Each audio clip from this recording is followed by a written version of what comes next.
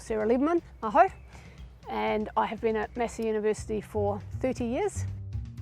And at the moment, of the last couple of years, I've been a Professor of Leadership in the School of Management here at Massey University. 5 years ago, I co-founded Women in Sport Aotearoa with Julie Patterson. My favourite cards, my first one is care, so feeling that I care about what I do, but I also care about and am cared for by the people that I work with. So care is my first one. The second one is energised. I need energy to do things. Basically, I'm at my best self when I'm really rearing to go. I feel like there's a purpose. I feel like I can have an impact and that I can make a difference. Those are the things that drive me. And then my other one out of the black cards is grateful, because I really do feel that I am incredibly grateful to live in Aotearoa, grateful that I have a job, that I have a house, that I'm not wanting for anything. So grateful, and how that's really important for me, that I don't need to worry about things. On the other hand, I do have two favourite white cards also, because they remind me about how I don't like to feel, and so therefore how I try not to make others feel. And they are diminished. I leave their mana intact. And then the other one is powerless. I hate feeling powerless. And that doesn't mean that you have to be in control, but it means that you have to be able to have voice. If you feel like you can't do that, then that's not a good situation to be in. So those would be my 5 top cards. So I firmly believe that everybody can exercise leadership. It is good leadership, in my book, when it brings others with you. So leadership is not a solitary activity, it's a team activity, and that it's for a purpose. It's about making a difference. It's about challenging the status quo. A lot of people think leadership is you have to be the CEO, or you have to be the captain of the team, or you have to, I don't know, be the principal of a school. For me, leadership is way, way more than that, and that's just one part. And if we think about how few senior positional leadership positions there are, what would the rest of everybody else be doing if they weren't exercising leadership?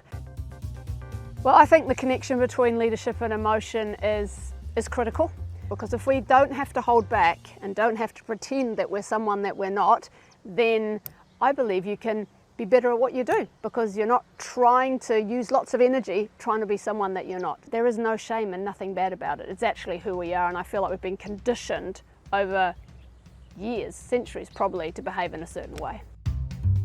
I think there's many reasons why many leaders, not all, are hesitant to embrace emotion. So I remember when I was much younger, I felt like that when I was in a position where I was responsible for staff, that I could not show any emotion, that if I did that, I was weak. And particularly because I was a woman, a younger woman, and if I had staff who were older than myself, then that would be seen as a sign of weakness. It's okay to be compassionate, to show empathy, and that you can also be strong. And I know our Prime Minister, Jacinda Ardern, is being used often as an example in this space, but to me she definitely demonstrates that you can show emotion and be an excellent leader. The role of emotion in trying to get the best out of people, because we think about coaching, we think about teaching. In my definition, it's about enabling the person to shine and their strengths to come through and to be the best that they can be, and getting to know them as people first, rather than as you're the striker or the goalkeeper or you're my student. But who are you? Where'd you come from? What's important to you? What makes you tick? And there'll be different motivations that they have that will enable them to bring their best game to the team. And so it's individualizing that rather than coming in from the top and saying you must and thou shalt and this is how it is. I think a lot of the behavior though is often driven by what are their KPIs? What are they going to be measured on? My argument would be is if you have a really good process and you're really engaged with the people and you care about them, you will get the outcome, probably better than if you just focus on the outcome. But that often might take longer. You know, it might not be in a season, it might be 2 seasons. The emotions that I'm dealing with in my organisations, I would say there's a lot of tiredness. It's been another challenging year. I also think there's a lot of people feeling really grateful, because I mean the people that I am fortunate enough to connect and engage with, they have jobs.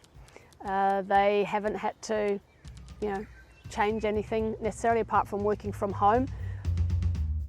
When I suppress my emotions, I get very tight, I guess. That's kind of how I feel. I go into myself. I don't feel energized, which is one of the really important things for me. I don't feel grateful.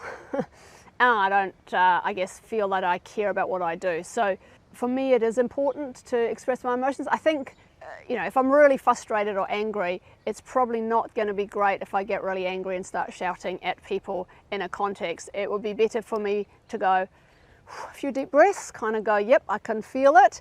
And then after the meeting or the session, go for a run or go to the gym or something. For me, my outlet would be doing something, some physical activity, but knowing that I feel really angry about it and not saying you shouldn't feel angry about it. So if I was leading it, if I'm the person there and someone behaved in a way that I didn't feel was appropriate, then I would call it out. I wouldn't wait until afterwards. So, it depends on the role that you play in those situations. So enabling the groups that I work with to be able to express their emotions is everything, because it provides an environment where people don't have to put on a front coming to work or being engaged in an exercise. It's being who they are and knowing that we all have lives. Like, you come to work, work does not define most people, and things happen at home before you get to work. So yes, there is an element of needing to be professional at times, but actually if you've had a really bad start and you're dealing with something that's not great at home, and you can go, actually I'm feeling really not great today and I'm pretty upset, that means actually telling me that is good, because then I can make sure that I respond to that and be really mindful about what I might ask someone to do or how they are. And I think it's a bit different in a large organisation. You don't have as much control, as it were, but in smaller groups, like with the Women in Sport Aotearoa group, because we're so small, we can really make sure that people feel comfortable saying how they feel, and knowing that we're not going to say that, because it doesn't necessarily impact negatively on their work. I would actually argue that it enhances the way that they do their work, because they feel they can say, I'm feeling not great today, I just need a few hours out, versus being there and not actually doing anything because they feel terrible for whatever reason.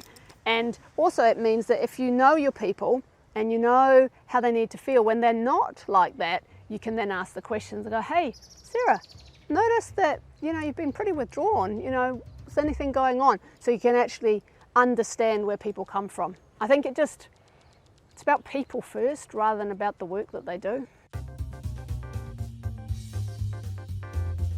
Yeah, so emotional leadership to me, they basically go hand in hand, because what it means is that you can be who you are when you exercise leadership. You're not trying to separate yourself out and to this person who is here, and this is when I am a leader, an exercising leader, and this is where I am when I'm not. You are who you are in every time, and it's much better to be able to play to your strengths that way than to try and hide it. And it shows in the way you behave, comes through in your personality, and there is no one way to exercise leadership. So emotion is I believe is critical, because then you know who you're dealing with and who you're working with, and you get to build that relationship with that person based on who they are, not on who you are, but on who they are.